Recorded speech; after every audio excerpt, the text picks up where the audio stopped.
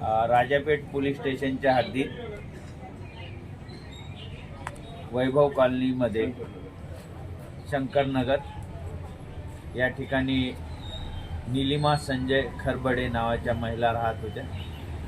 आज सायंकाळी 112वर साधारणतः 7 वाजता रात्रीच्या 7 वाजताच्या दरम्यान माहिती मिळाली की एक महिला मयत आढळून आलेली आहे घरामध्ये।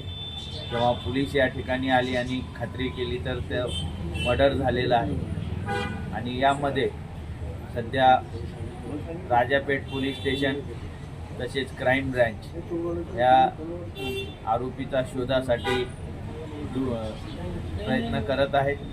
सध्या आरोपी निष्पन्न नाही, परंतु हा खून कशातून झाला यासाठी आणि मग त्यातून आरोपी कोण आहे यासाठी पोलीस प्रयत्नशील आहे। नक्की हा खून 1-2 दिवसात आम्ही उघडकीस आणू।